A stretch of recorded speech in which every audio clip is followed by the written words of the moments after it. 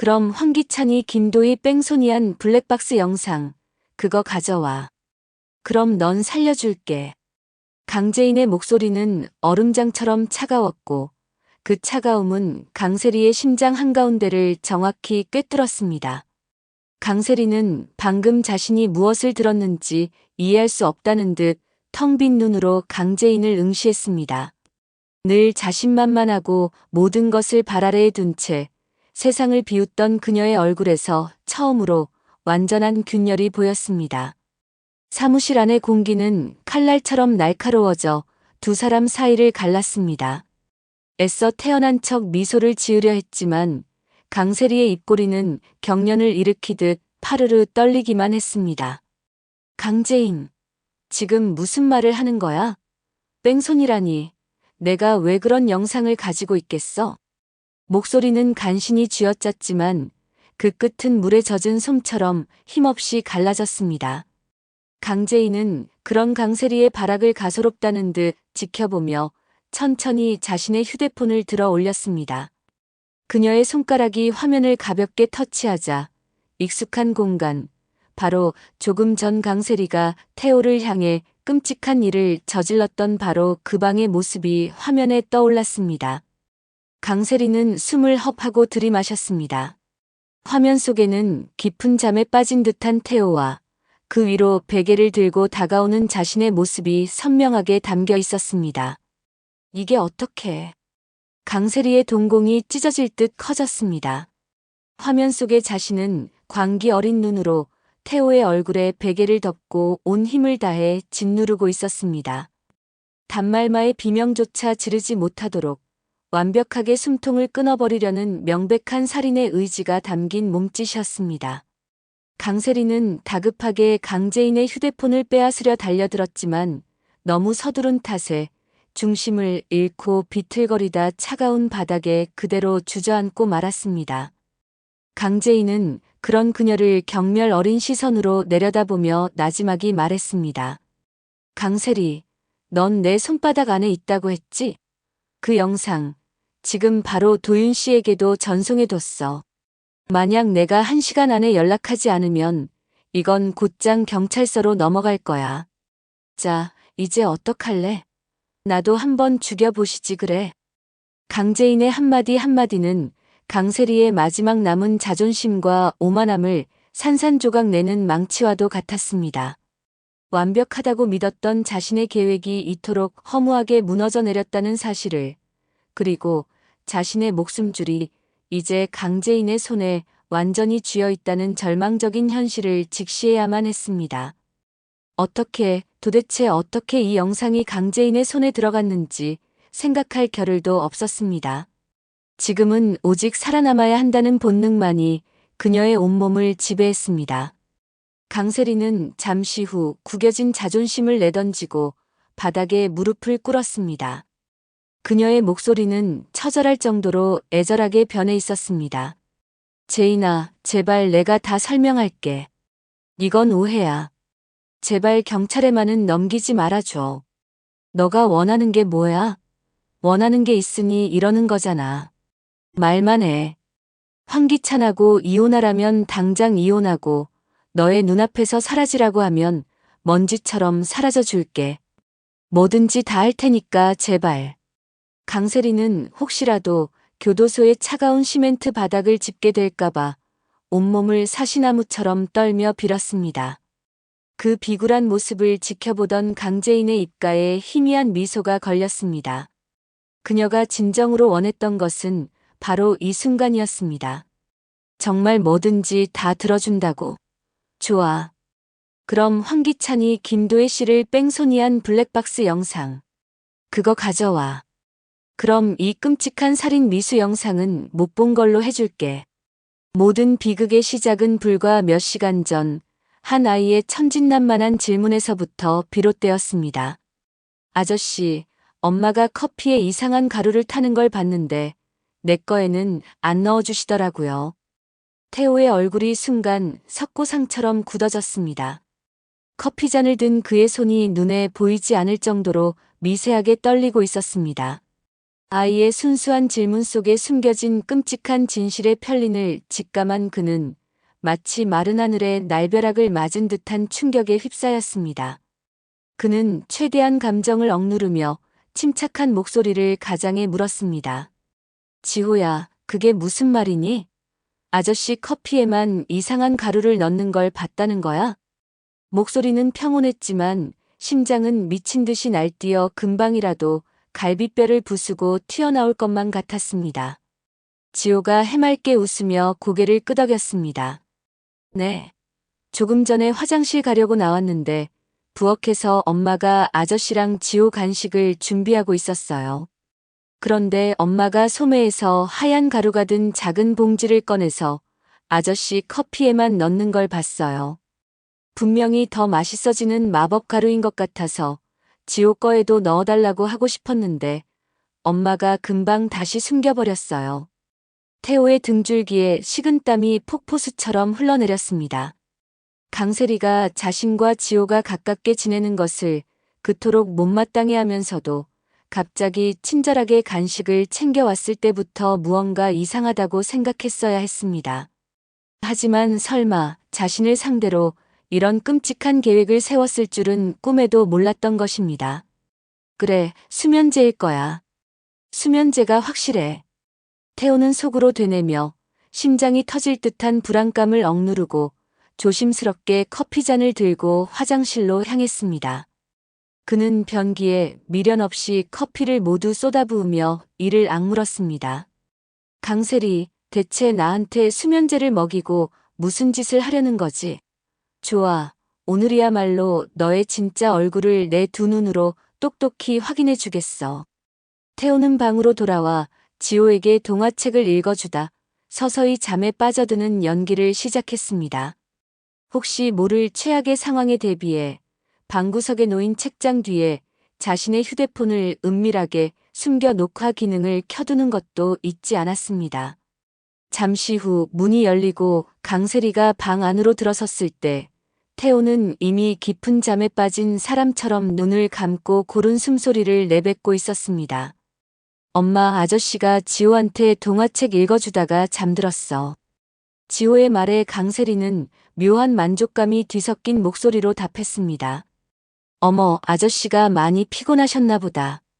우리 지호, 이제 아저씨 푹 쉬시게 하고 엄마랑 1층 내려가서 만화 보고 있을까? 응. 아저씨 일어나면 지호 만화 보고 있었다고 꼭 말해줘. 지호가 방을 나가자 이제 방 안에는 오직 강세리와 잠든 척하는 태호, 단둘만이 남게 되었습니다. 태호는 감은 눈꺼풀 아래로 온 신경을 곤두세웠습니다. 강세리의 반응을 보니 내 커피에 탄 게 수면제가 맞았군. 이제 어쩔 셈이지, 강세리. 뚜벅뚜벅. 하이힐 소리가 점점 더 가까워졌습니다. 강세리가 자신의 바로 옆으로 다가오고 있다는 것을 직감한 태호는 더욱더 조심스럽게 숨을 고르며 완벽한 연기를 이어갔습니다. 바로 그때 강세리가 옆에 놓여있던 푹신한 베개를 집어드는 소리가 희미하게 들렸습니다. 태호의 심장이 순간 멈추는 듯 했지만 설마 하는 마지막 이성의 끈을 붙잡고 그대로 눈을 감고 있었습니다. 턱. 그러나 그 마지막 희망은 순식간에 무너져 내렸습니다. 강세리는 조금의 망설임도 없이 베개로 태호의 얼굴을 완전히 덮어버리고는 자신의 온 체중을 실어있는 힘껏 짓눌렀습니다. 이것은 명백한 살인 시도였습니다. 호흡기를 완전히 차단하여 질식사시키려는 분명하고도 잔혹한 의도가 담겨 있었습니다.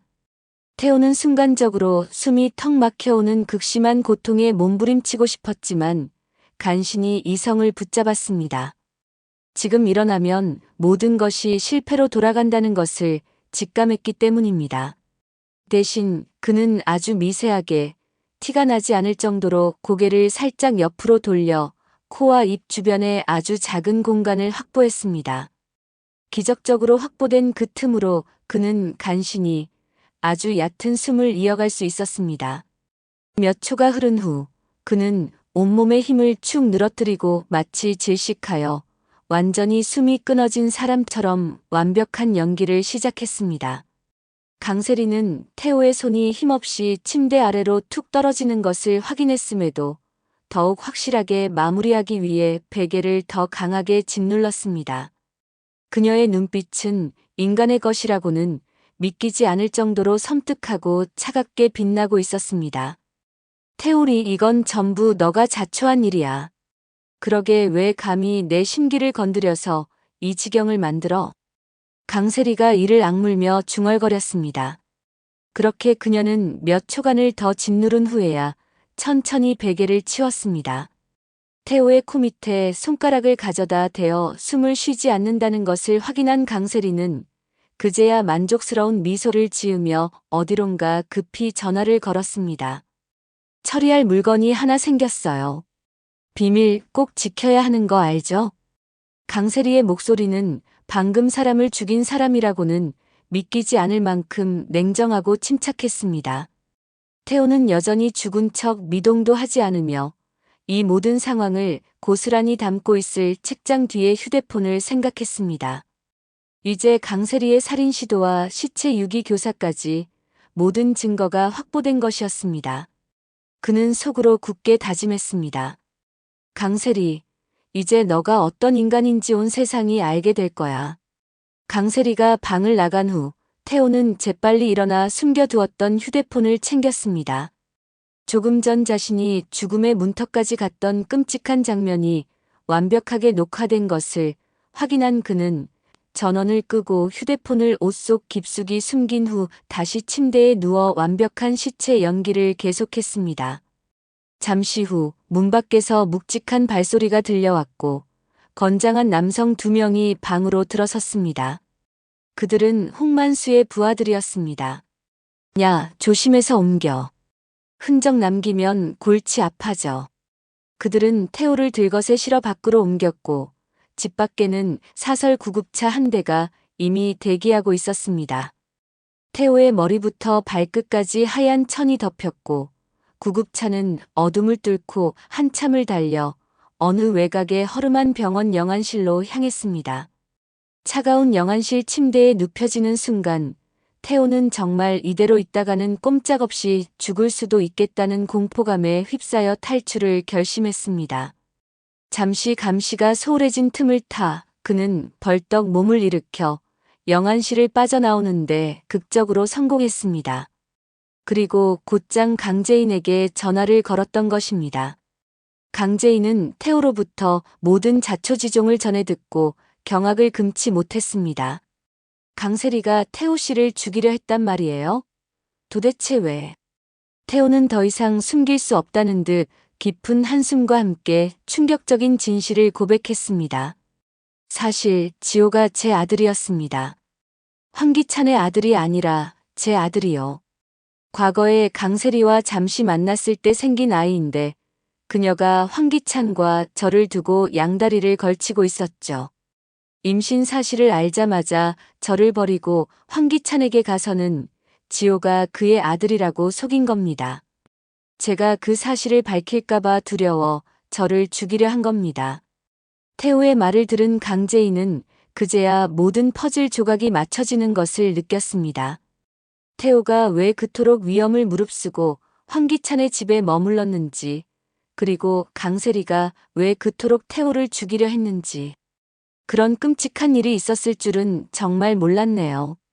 제가 분명히 말씀드렸잖아요. 강세리와 황기찬, 그들은 가까이에서는 안 될 인간들이라고요. 그래도 무사하셔서 정말 다행입니다. 제가 어떻게 도와드리면 될까요? 경찰에 신고할 거였다면 벌써 했을 겁니다. 제인 씨. 일전에 저에게 하셨던 말씀이 생각나서 연락드렸습니다. 황기찬이 김도혜 씨라는 분을 뺑소니치고 제인 씨 아버님까지 죽였다고 하셨죠.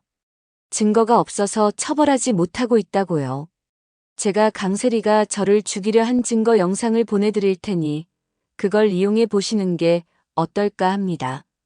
그 영상을 가지고 황기찬과 강세리 그 둘을 한 번에 무너뜨리고 지호는 제가 데려와야겠습니다.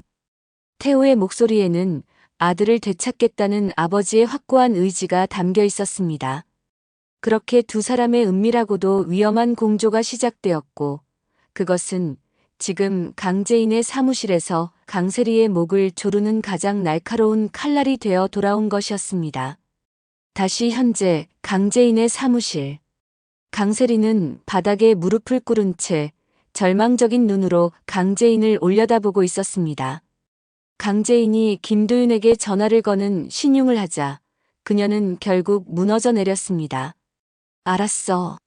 줄게. 내가 가지고 있어. 그 영상. 강세리는 더 이상 버틸 힘이 없었습니다. 그녀는 떨리는 손으로 자신의 휴대폰을 꺼내 조작하기 시작했습니다. 극도의 공포와 긴장감에 손가락이 말을 듣지 않았지만 어떻게든 파일을 찾아내 강재인의 휴대폰으로 전송했습니다.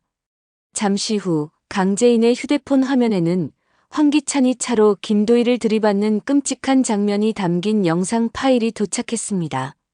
강재인은 파일을 확인한 후 만족스러운 표정을 지었습니다. 역시 너가 이걸 가지고 있을 줄 알았어. 넌 언제나 누군가의 뒤통수를 칠 패를 준비해두는 인간이니까. 강세리에게는 강재인의 조롱 섞인 목소리가 들리지 않았습니다. 오직 자신의 안전만이 중요했습니다. 됐지? 약속대로 김도윤한테 전화해서 내 영상 당장 지우라고 해. 강재인은 고개를 끄덕이며 김도윤에게 다시 전화를 걸어 약속대로 강세리의 살인 미수 영상을 파기하라고 지시했습니다. 통화가 끝나자마자 강세리는 도망치듯 사무실을 뛰쳐나갔습니다. 이제 모든 것이 끝났다는 생각뿐이었습니다. 자신의 손으로 황기찬의 살인 증거를 넘겨준 이상 그의 체포는 시간 문제였습니다. 그 전에 나라도 빠져나가야 해. 빨리 서둘러야 해. 강세리는 급히 집으로 돌아가 닥치는 대로 필수품을 챙기고 아무것도 모르는 지호의 손을 잡고 공항으로 향했습니다. 지호야, 엄마랑 아주 멀리 여행 가는 거야. 새로운 곳에서 새 출발하는 거야. 다 괜찮을 거야. 하지만 공항에 도착한 순간 강세리의 얼굴은 새하얗게 질리고 말았습니다. 출국장 대형 스크린에서 YL그룹 황기찬 회장이 뺑소니 및 살인 교사 혐의로 긴급 체포되었다는 속보가 터져 나오고 있었기 때문입니다. 생각보다 훨씬 빠른 전개에 극심한 불안감이 엄습했지만 이미 여기까지 온 이상 멈출 수는 없었습니다. 바로 그때였습니다. 공항 경찰들이 사방에서 나타나 순식간에 강세리를 둘러쌌습니다. 살인 미수 및 시체 유기 교사 혐의로 이미 그녀에게는 지명 수배가 내려져 있었던 것입니다. 이거 놓으라고. 전부 황기찬이 시킨 짓이야. 난 아무 잘못 없어. 강세리가 발악하며 절규했지만 아무 소용 없었습니다. 차가운 수갑이 그녀의 손목에 채워졌습니다. 완벽하다고 믿었던 그녀의 여왕의 성은 한순간에 무너져 내렸습니다. 혼란스러운 표정으로 엄마가 끌려가는 모습을 멍하니 바라보던 지호. 그 어린아이에게는 너무나 감당하기 힘든 충격적인 상황이었습니다. 아이의 눈에 두려움과 눈물이 가득 차오르는 순간 뜻밖의 인물이 나타났습니다. 괜찮아, 지호야. 태호가 어느새 나타나 지호를 자신의 품에 따스하게 안아주었습니다. 이제 모든 게 괜찮을 거야, 아들아. 끌려가던 강세리는 살아있는 태호를 발견하고는 더욱 깊은 절망에 빠졌습니다. 자신이 저지른 모든 죄악의 대가가 이토록 끔찍한 실패로 돌아왔음을 깨달았기 때문입니다. 완벽한 범죄는 세상에 존재하지 않았고 결국 모든 진실은 밝혀지고야 만 것이었습니다. 아이의 순수한 한마디에서 시작된 의심은 한 남자의 목숨을 건 연기로 이어졌고 아버지의 원수를 갚으려는 한 여자의 복수심과 만나 거대한 악의 제국을 무너뜨렸습니다. 강세리와 황기찬은 자신들의 탐욕이 만든 감옥에 갇히게 되었고 태호는 오랜 시간을 돌아 드디어 아들 지호의 손을 잡을 수 있게 되었습니다. 모든 것이 제자리를 찾아가는 공항의 소음 속에서 두 사람의 새로운 시작은 조용히 막을 올리고 있었습니다. 구독과 좋아요는 사랑입니다. 영상 제작에 큰 힘이 됩니다. 감사합니다.